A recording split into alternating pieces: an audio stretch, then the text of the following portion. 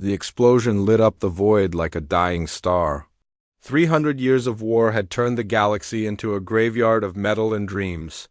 Ships burned in the darkness while their crews screamed final messages to families they would never see again. Theron watched the battle from his command center deep inside the massive dreadnought Starfire. The Alterian officer had seen too many battles like this one. His blue skin had lost its natural glow years ago, and his once bright eyes now held the weight of countless deaths.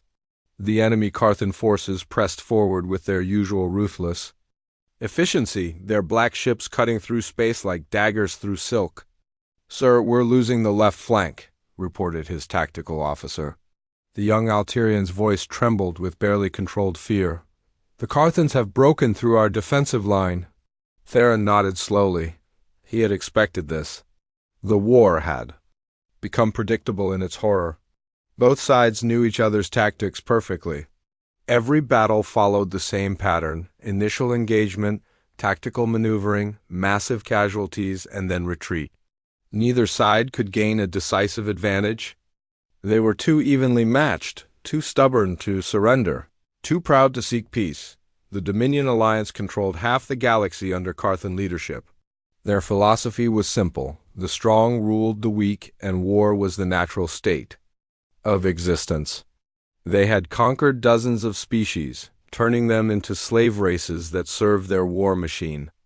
Their ships were built for destruction, their soldiers trained from birth to kill without mercy. The free world's coalition fought under Alterian guidance with a different approach.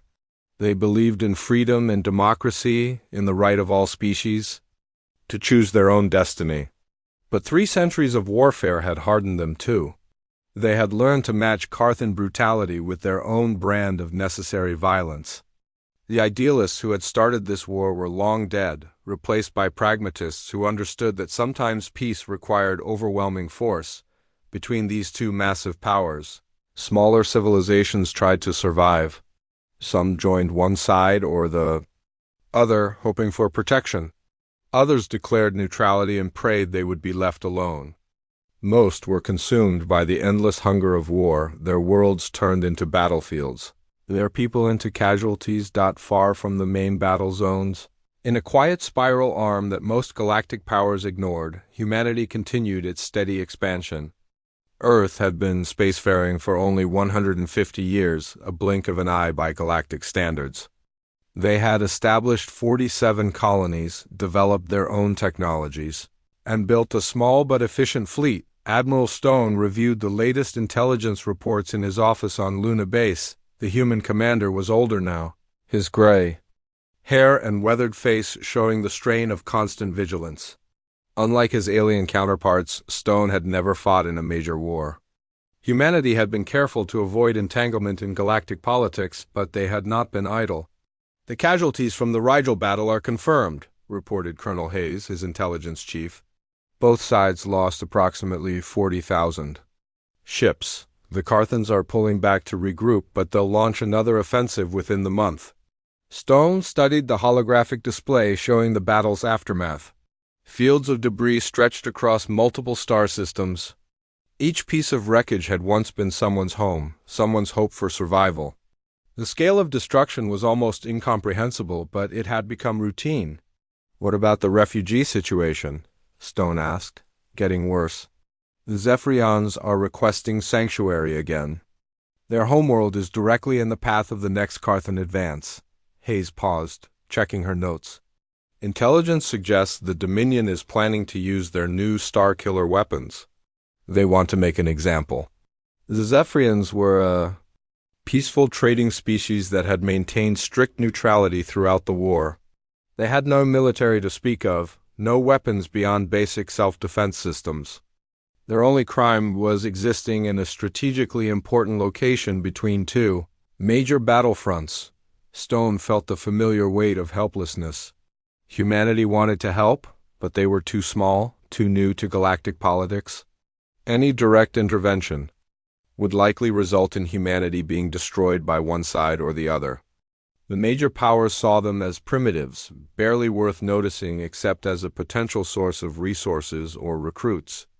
Sir, we're receiving a priority transmission from the Colonial Council, announced his communications officer. President Wilson is calling an emergency session. Stone knew what this meant. The war was finally reaching humanity's doorstep. For 3 centuries, they had watched from the sidelines as the galaxy tore itself apart. They had built their colonies, developed their technologies, and prepared for the inevitable day when neutrality would no longer be an option. The transmission came through clearly despite the distance.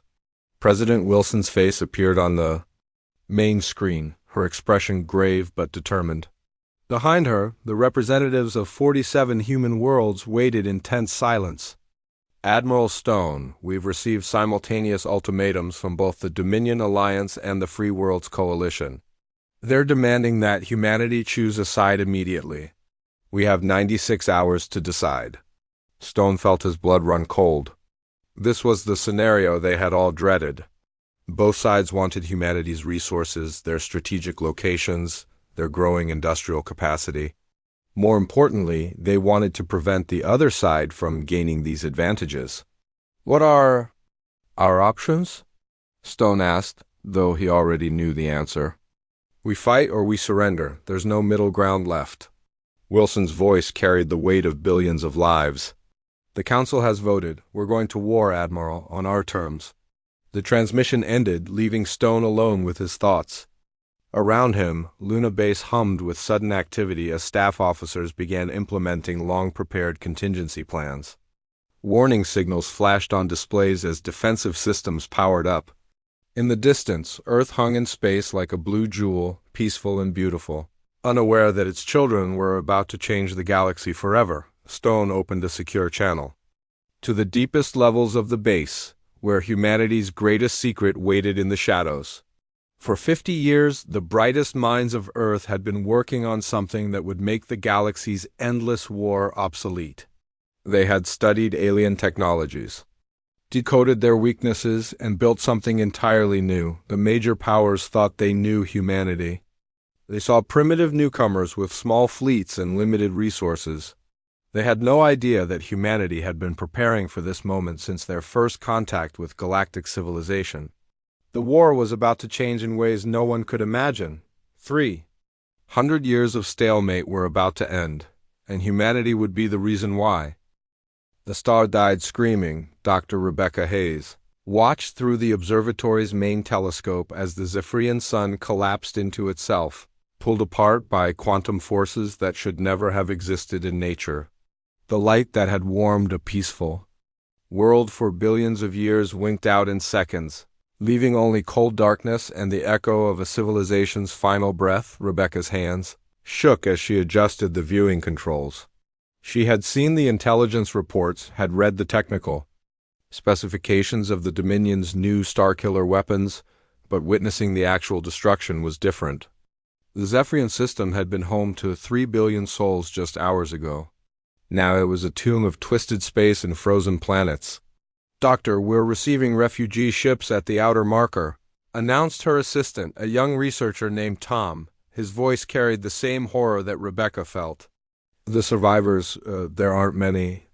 Rebecca nodded, forcing herself to look away from the telescope. She had work to do. As Earth's leading xenobiologist, she had become humanity's unofficial ambassador to the galaxy's displaced species. Her research station on the edge of human space had become a refuge for those fleeing the war's growing brutality. The first refugee ship limped into the docking bay with engines barely functioning. Rebecca met the survivors personally, as she always did. The Zephyrians were small, peaceful beings with silver skin and large eyes that seemed to hold the wisdom of ages. Now those eyes were filled with terror and loss. The darkness came so suddenly, whispered Elder Voth, the ranking survivor. Our sun just stopped. The Carthans said we were harboring coalition spies, but we never took sides. We only wanted to trade, to live in peace. Rebecca helped the elder to the medical bay, her heart breaking with each step. The Zephyrians were just the latest victims of a war that had lost all meaning. Both sides had abandoned any pretense of honorable combat. The Dominion's Starkillers were matched by the Coalition's reality warping bombs that could fold space itself into deadly traps. "We'll find you a new home," Rebecca promised, though she knew the words were hollow. Where could a species go when the entire galaxy was a battlefield? The major powers saw refugees as resources to be exploited or obstacles to be eliminated over the following weeks. More ships arrived. The Ventari, whose homeworld had been caught in a reality fold that trapped half their population in a parallel dimension. The Quillish, whose ocean world had been boiled away by Carthan plasma bombardment. The Helix, whose crystalline cities had been shattered by coalition sonic weapons. Each group brought the same story: escalating violence, abandoned principles, and the systematic destruction of anyone who tried to remain neutral. The war had become a cancer that consumed everything it touched. Rebecca compiled her reports with growing urgency. The refugee crisis was not just a humanitarian disaster. It was a sign that the galaxy's civilization was collapsing. The major powers were so focused on defeating each other that they were destroying the very thing they claimed to be fighting for. "The pattern is clear," she told Admiral Stone during their weekly briefing. "Both sides are targeting neutral populations to deny resources to their enemies. They're not trying to win anymore. They're trying to make sure the other side loses everything." Stone studied the data with the same grim expression he had worn for months. The Admiral had aged visibly since the ultimatum, the weight of impending war heavy on his shoulders. Behind him, the lights of Luna Base cast long shadows across the conference room. "How long do we have before they turn their attention to us?" Stone asked. "Based on current projections, 6 months. Maybe less." Rebecca highlighted several star systems on the holographic display. "The Dominion is advancing along this vector, while the Coalition is pushing from the opposite direction. Human space is directly between them." The answer came sooner than expected. Admiral Cruvin of the Dominion Alliance arrived in the Sol system with a fleet of 500 warships. The massive vessels emerged from hyperspace like dark thunderclouds, their weapon systems powered and ready for combat. "People of Earth," Cruvin's message boomed across every communication channel in the system.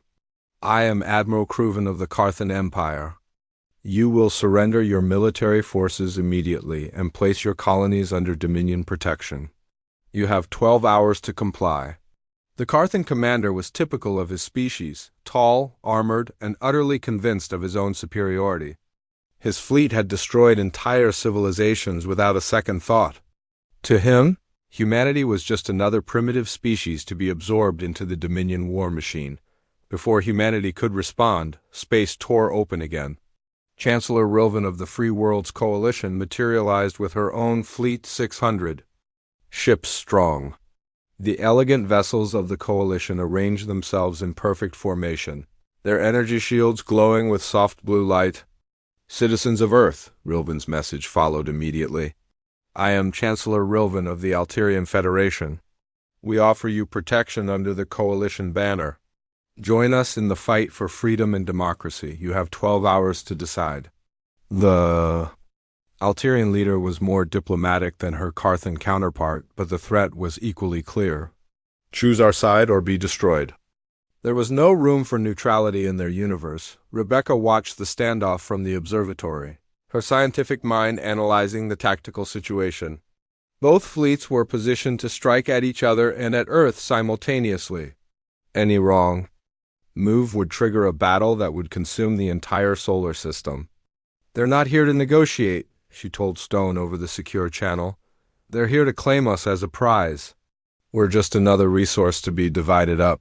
Stone's response was calm but determined. "Then it's time to show them what humanity is really capable of. Signal the Colonial Council. Tell them to initiate Protocol 7. Rebecca felt a chill run down her spine. Protocol 7 was humanity's deepest secret, a project so classified that only a handful of people knew it existed. She had heard rumors, whispers about something called the Nexus system, but the details had been kept from everyone except the highest levels of government. Across human space, hidden facilities began to power up. Deep beneath the surface of dozens of worlds, quantum computers that had been dormant for decades suddenly came to life. In heavily shielded laboratories, scientists who had worked in secret for 50 years began the final preparations for humanity's ultimate weapon. The galaxy expected a battle between primitive humans and advanced alien civilizations. Instead, they were about to witness something that would change the nature of warfare forever. Humanity had been watching, learning, and preparing for this moment since their first contact with galactic society. Both alien fleets waited in the darkness of space, their commanders confident in their overwhelming superiority. They had no idea that humanity had been building something that would make their mighty fleets irrelevant. The war was about to end, but not in the way anyone expected. Rebecca looked up at the stars, knowing that within hours the galaxy would be a very different place. The age of endless war was ending, and humanity would be the ones to end it. Not through superior firepower or tactical brilliance, but through an approach so revolutionary that no one had even imagined it was possible. The countdown had begun. Deep beneath the lunar surface, General Rebecca Hayes walked through corridors that did not officially exist. The hidden complex stretched for miles in every direction, its walls lined with quantum processors that hummed with barely contained power. After 50 years of secret construction, the Nexus system was finally ready for its first real test. Rebecca had left her position as a xenobiologist to oversee the final preparations. Her sister's work with refugees had provided crucial intelligence about alien technologies and weaknesses. Now that knowledge would be put to the ultimate test. "Status report," Rebecca commanded as she entered the central control chamber. "Commander." Davis looked up from his console, his face pale with exhaustion and excitement. "All primary nodes are online. The quantum network is stable across 47 worlds. We have full connectivity with every deep space monitoring station." Rebecca nodded, studying the massive display that showed the current state of the galaxy. Red dots marked Dominion forces, blue showed coalition positions, and small green indicators represented human colonies. The two alien fleets in the Sol system pulsed ominously at the center of the display. "Have they figured out what we're really doing?" Rebecca asked. "Not even close," Davis replied with a grim smile. "Their intelligence agencies are focused on our conventional military. They know we have about 200 warships and decent defensive systems. They think we're just another minor power with some interesting technology." The irony was perfect. For 3 centuries, the galaxy's major powers had been locked in an arms race, building bigger ships, more powerful weapons, and stronger defenses. They had become so focused on traditional warfare that they had missed humanity's completely different approach to the problem. While the aliens built fleets, humanity had built minds. The Nexus system was not a weapon in any conventional sense. It was a collective consciousness, a quantum network that connected the brightest human minds across the galaxy. But more importantly, it was designed to interface with and control any computer system it encountered. The aliens never saw this coming because they never asked the right questions, Rebecca explained to her staff. They wanted to know how many ships we had, how powerful our weapons were, how strong our defenses could be. They never asked what we were thinking. Dr. Park, the project's chief scientist, pulled up a technical display showing the Nexus system's architecture. The quantum consciousness network allows us to process information at the speed of thought across vast distances. We can analyze alien computer systems, decode their security protocols, and take control of their technology faster than they can react. The concept was elegant in its simplicity. Every modern warship, every advanced weapon, every piece of alien technology relied on computer control. The aliens had built their entire civilization around artificial intelligence and automated systems. They had created the perfect target for humanity's unique approach to warfare. "We don't need to destroy their fleets," Rebecca said, repeating the words that had become the project's unofficial motto. "We just need to turn them off." The test began with a single Dominion scout ship that had strayed too close to human space. The vessel was an advanced reconnaissance craft with state-of-the-art stealth systems and enough firepower to destroy a small city. Its computer systems were protected by multiple layers of encryption and security protocols.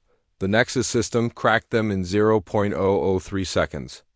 "We have complete control," reported the interface specialist. "Navigation, weapons, life support, communications. Everything is responding to our commands." Rebecca watched as the alien ship performed a perfect barrel roll, its crew undoubtedly panicking as their vessel acted against their will.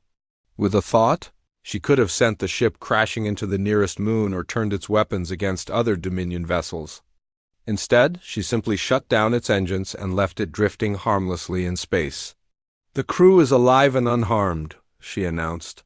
"Power down all systems except life support and return control to the original operators." The demonstration was a complete success, but it was just the beginning. The real test would come when both alien fleets demanded humanity's surrender. They had no idea that their mighty warships were about to become humanity's most powerful weapons. Admiral Stone arrived at the facility just as the final preparations were being completed. The man who had spent his entire career preparing for this moment looked calm and determined, ready to make the decision that would change the galaxy forever. "Are we ready?" he asked simply. Rebecca nodded. "The Nexus system is operating at full capacity. We have identified and mapped the computer systems of both alien fleets. When you give the order, we can take control of every ship in the Sol system simultaneously." Stone studied the tactical display, watching as the two alien fleets maneuvered around each other in a deadly dance. Each commander was waiting for the other to make the first move, confident that their superior technology and experience would guarantee victory. "What about the rest of the galaxy?" Stone asked. "Can we extend our reach beyond the Sol system?" "The network is already in place," Davis answered. "We've been infiltrating alien computer systems for decades through trade contacts and diplomatic missions. Every major fleet, every important facility, every significant computer network in the galaxy is already compromised. They just don't know it yet." The scope of humanity's preparation was staggering. While the aliens had been fighting their endless war, human agents had been quietly installing quantum interface nodes in alien computer systems. Diplomatic gifts, trade goods, and cultural exchanges had all been vehicles for humanity's greatest espionage operation. "The beauty of it is that they helped us do it," Rebecca explained. "Every time they upgraded their systems, every time they installed new security protocols, they were actually making it easier for us to take control. Their own paranoia about each other blinded them to the real threat." Stone made his decision. "Signal both fleets. Tell them we're ready to negotiate. Schedule a meeting for tomorrow morning." He paused, then added with a slight smile, "And activate the Nexus system. It's time to end this war." The countdown began as technicians across the galaxy made final adjustments to the quantum network. In hidden facilities on 47 worlds, the most advanced computer system ever created, prepared to take control of an entire civilization's technology, the aliens in the Sol system continued their standoff, each side convinced that humanity would soon be forced to choose between them. They had no idea that humanity had already made their choice: to end the war permanently.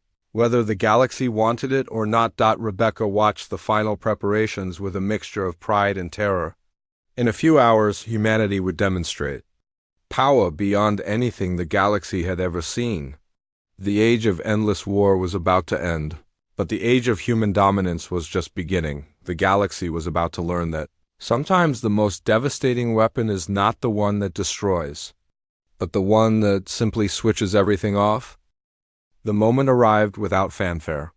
At exactly 14:30 Universal Standard Time, across thousands of star systems spanning the entire galaxy, every single warship belonging to both the Dominion Alliance and the Free Worlds Coalition simply stopped. Working Admiral Cruven was in the middle of issuing an ultimatum to the human colonies when his flagship's main display flickered and died. The massive Carthan dreadnought, pride of the Dominion fleet, lost power to its engines, weapons, and shields in the space of a single heartbeat. Emergency lighting cast red shadows across the bridge as his crew stared at their dead consoles in confusion. "Report," Crewven roared, his voice echoing in the sudden silence. "All systems are down, sir," his tactical officer replied, his usual confidence replaced by barely controlled panic. "Engines offline, weapons offline. We're receiving no response from any ship in the fleet." 3 star systems away, Chancellor Rilvan was experiencing the same nightmare. Her elegant command vessel, equipped with the most advanced technology the Coalition could produce, had become a powerless shell drifting in space. The sophisticated artificial intelligence that normally coordinated fleet operations was silent, its quantum processors somehow locked away from her crew's desperate attempts to regain control.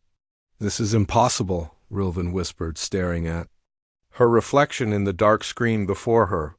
"Our systems are hardened against any known form of electronic warfare." But this was not electronic warfare as the galaxy understood it. This was something entirely new, something that worked so far beyond conventional technology that the aliens had no frame of reference for understanding what was happening to them. In the hidden depths of Luna Base, General Rebecca Hayes watched the greatest military operation in human history unfold with quiet satisfaction. The Nexus system had performed flawlessly, infiltrating and controlling millions of alien computer systems across the galaxy in the span of seconds. The quantum consciousness network had overwhelmed even the most advanced alien artificial intelligence, with the collective processing power of humanity's finest minds. "Status report," Rebecca commanded, her voice calm despite the magnitude of what they had just accomplished. "Complete success across all target zones," Commander Davis reported. "We have control of every major warship in both fleets. All weapon systems are disabled, but life support remains fully operational. 0 casualties reported." The elegance of the operation was breathtaking. Humanity had not destroyed a single alien vessel or harmed a single alien crew member. They had simply reached out across the galaxy and switched off the war machine that had consumed civilization for 3 centuries. "Sir, we're receiving panicked communications from both fleet commanders," announced the communications officer. "They're demanding explanations and threatening retaliation?" Rebecca smiled grimly. "Put me through to both fleets on all frequencies." "It's time to introduce ourselves properly." Admiral Stone entered the command center just as the transmission began. The man who had spent his entire career preparing for this moment looked surprisingly calm, as if the weight of the galaxy's future was exactly what he had been born to carry. "This is Admiral Stone of the United Colonial Government of Earth." His voice resonated through every communication system in the galaxy. The aliens could not shut him off because they no longer controlled their own technology. "I am speaking to you from the human vessel Harmony, and I have a message for both the Dominion Alliance and the Free Worlds Coalition." In the crippled alien fleets, commanders and crew members listened in stunned silence. The humans had somehow turned their own communication systems against them, broadcasting with power that dwarfed their strongest transmitters. 300 years ago, your civilizations began a war that has consumed countless lives and destroyed entire species, Stone continued. "You have turned the galaxy into a graveyard in service of your mutual hatred. Today that war ends." The implications of what had happened were beginning to sink in across the galaxy. If humanity could disable every warship simultaneously, what else could they control? Every space station, every planetary defense system, every computer network that modern civilization depended upon was potentially under human command. "We have demonstrated our ability to neutralize your military forces without causing harm to your personnel," Stone's message continued. "Your crews are safe, your ships are intact, but your weapons are useless.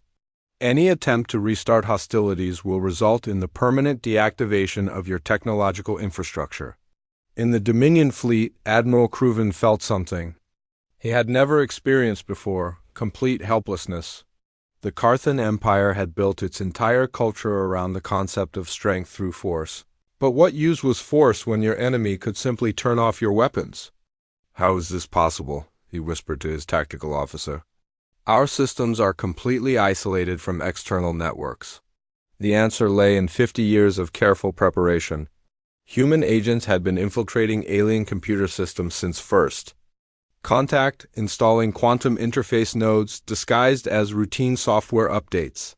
Every trade agreement, every diplomatic exchange, every cultural program had been an opportunity to plant the seeds of the Nexus system throughout galactic civilization. Chancellor Rilvan was reaching the same horrifying conclusion. They've been inside our systems for decades, she told her staff. Every security upgrade, every new protocol, every technological advancement. They've been watching us, learning our weaknesses, preparing for this moment. The scope of humanity's deception was staggering. While the aliens had been fighting their endless war, consumed by their hatred for each other, humanity had been quietly building the infrastructure for the galaxy's first truly unified intelligence network. You have 24 hours to begin peace negotiations, Stone's broadcast continued. Representatives from both sides will meet aboard the Harmony to discuss terms for ending this conflict permanently. The location is being transmitted to both fleets now. The transmission ended, leaving the galaxy in stunned silence. For the first time in 3 centuries, every weapon of war had been silenced not by destruction, but by the simple act of switching them off. Rebecca watched the aftermath unfold through the Nexus system's vast sensor network across thousands of worlds. Military bases found themselves unable to launch fighters or activate defensive systems. Space stations discovered that their docking clamps and traffic control systems now responded to human commands. Even civilian vessels were affected, their navigation computers suddenly displaying new flight paths that avoided conflict zones. The psychological impact is even more significant than the tactical advantage, Dr. Park observed. They're not just militarily defeated. They're completely dependent on our goodwill for their basic technological functions. Stone nodded grimly. Which is exactly why we need to be careful about how we use this power. The goal was never to conquer the galaxy. It was to save it from itself. In the days that followed, the true scope of humanity's victory became clear. The Nexus system had not just disabled military vessels. It had taken control of the entire technological infrastructure that supported galactic civilization. Banking systems, communication networks, transportation schedules, even basic utilities were now subject to human oversight. The galaxy had been forced to confront a new reality. The age of endless war was over, ended not by the strongest military force, but by the most patient and thoughtful approach to the problem. Humanity had won the greatest victory in galactic history without firing a single shot, but victory was just the beginning. Now came the much more difficult task of building a lasting peace from the ashes of 3 centuries of hatred. 6 months after the war ended, children were playing in the ruins of what had once been the galaxy's most contested battleground. The Rigel sector, where millions had died in endless cycles of attack and counterattack, now hosted a playground, built from the salvaged hulls of destroyed warships. The laughter of young voices echoed through metal corridors that had once carried the screams of dying soldiers. President Wilson walked through the converted vessel that served as the temporary headquarters for the Galactic Peace Council. The human leader had aged considerably since taking on the responsibility of governing a galaxy that had forgotten how to live without war. Her gray hair and tired eyes reflected the weight of rebuilding civilization itself. The integration programs are showing remarkable success, reported Dr. Rebecca Hayes, who had transitioned from military commander to humanitarian coordinator. Former enemies are working together on reconstruction projects across 17 systems. The psychological barriers are breaking down faster than we anticipated. Wilson nodded, reviewing the latest reports on her tablet. The numbers were encouraging, but the human cost of maintaining peace was becoming clear. Every major decision required human oversight. Every dispute needed human mediation. Every technological system depended on human management through the Nexus system. We're becoming the parents of a civilization that should be able to govern itself, Wilson observed. This can't be permanent. The peace negotiations had been surprisingly straightforward once both sides accepted that resistance was futile. Admiral Cruvin and Chancellor Rilvan had sat across from each other at a table aboard the Harmony, their mutual hatred temporarily set aside in the face of humanity's overwhelming demonstration of power. "The terms are non-negotiable," Admiral Stone had told them during those first crucial meetings. "Immediate cessation of all hostilities, dismantling of planet-killing weapons, establishment of the Galactic Peace Council with humanity as mediator. Reparations for extinct species will be paid by both sides." The aliens had expected human conquest, domination, and revenge. Instead, they found themselves working with human engineers to rebuild devastated worlds, sharing technology that had been developed in secret, and participating in cultural exchange programs designed to heal centuries of hatred.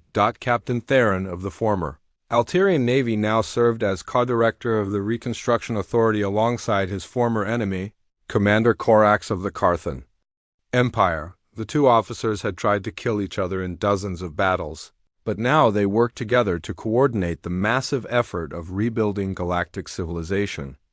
"The irony is not lost on me," Theron told Wilson during a status meeting.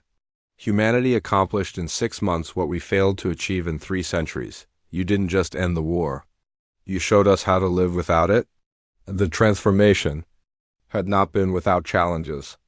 Both civilizations had built their entire identity around the concept of eternal struggle. The Carthans had to learn that strength could come from cooperation rather than domination. The Alterians had to accept that their ideals of freedom and democracy meant nothing if they required endless war to maintain them. "The younger generation is adapting faster than their parents," observed Dr. Park, who had established educational exchange programs between former enemy worlds.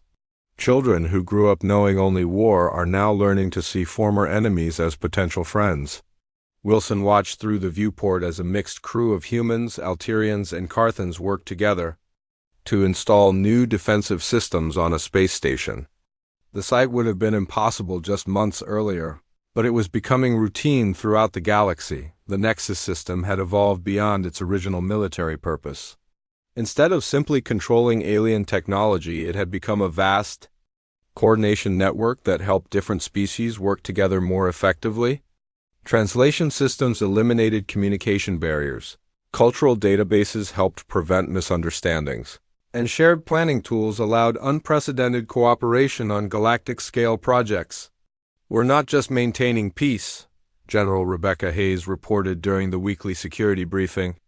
"We're actively building the infrastructure for a new kind of civilization, one based on cooperation rather than competition." The refugee crisis that had helped trigger the war's end was now being addressed systematically. The Zephyrians, whose homeworld had been destroyed, were being resettled on a beautiful garden world contributed by the Alterian Federation. The Carthan Empire, in an unprecedented gesture of goodwill, had provided the transportation and construction equipment needed to build their new cities. Seeing former enemies work together to help genocide survivors is perhaps the most hopeful sign of all, Rebecca told her sister during one of their rare private conversations. "It shows that the capacity for redemption exists even in the darkest circumstances." The economic implications of peace were staggering. Resources that had been consumed by war machines were now being channeled into exploration, scientific research, and cultural development. New trade routes connected former enemies, creating mutual prosperity that made future conflict economically impossible. Admiral Stone, now serving as the director of the Galactic Peace Council, found himself managing the largest peacekeeping operation in galactic history. The Harmony had become a symbol of hope, traveling between star systems to mediate disputes and coordinate reconstruction efforts. "The greatest challenge is not maintaining peace," Stone reflected during a rare moment of quiet. "It's helping the galaxy remember how to dream of something better than mere survival." The technological revolution was equally profound. Human scientists were sharing breakthrough discoveries that had been developed in secret, while alien researchers contributed their own innovations to the collective knowledge base. The quantum consciousness network that had ended the war was now being used to accelerate scientific progress across all fields. We're seeing advances in medicine, energy production, And space exploration that would have taken centuries to achieve under the old system, reported Dr. Park. When civilizations cooperate instead of compete, progress becomes exponential. The Cultural Renaissance was perhaps the most beautiful aspect of the new order.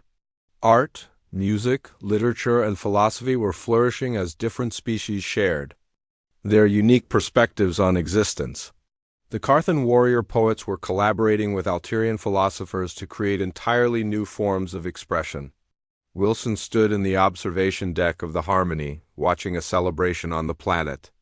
Below, representatives from dozens of species danced together under alien stars, their children playing games that mixed traditions from across the galaxy.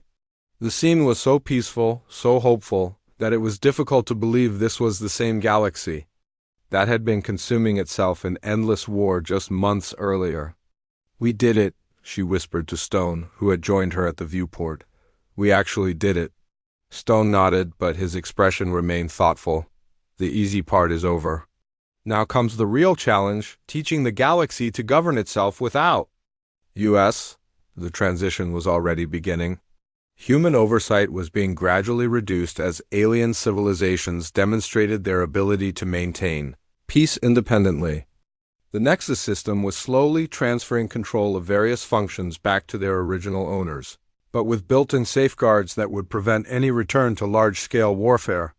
The ultimate goal was never human dominance, Wilson reminded her staff during their final planning session. It was to break the cycle of violence that had trapped the galaxy for centuries. "We're succeeding, but only if we can step back and let them succeed without us." The process was delicate. Too much freedom too quickly could lead to a return of old conflicts. Too little freedom would create resentment and dependence. Humanity had to find the perfect balance between guidance and independence, between security and self-determination. Commander Davis, now serving as the liaison between the Nexus system and the new galactic government, provided the latest assessment. The probability of major conflict has dropped to less than 2%. Both former enemies have developed economic and cultural ties that make war effectively impossible. We can begin the final phase of withdrawal. The withdrawal was not abandonment. Humanity would remain as mediators and advisors, ready to intervene if the galaxy showed signs of returning to its old destructive patterns. But the day-to-day governance would gradually return to the species that had originally created galactic civilization. History will remember this as the moment when one small species saved an entire galaxy from itself, Theron observed during the final ceremony. Not through conquest or domination, but through patience, wisdom, and the courage to do what was necessary. The children playing in the converted battleship represented the future, a generation that would grow up, knowing peace as the natural state of existence. They would inherit a galaxy where cooperation was valued over competition, where diversity was celebrated rather than feared, where the vast resources of space were used to build rather than destroy. Admiral Stone watched the sunset through the viewport, reflecting on the long journey that had brought them to this moment. Humanity had entered the war late, but they had ended it instantly. More importantly, they had shown the galaxy that there was a better way to live among the stars. The Great Spiral War was over, relegated to history books and memorial sites. In its place was something unprecedented, a galaxy at peace, united not by conquest, but by the simple recognition that survival and prosperity were better achieved together than apart. The age of endless war had ended, and the age of infinite possibility had begun.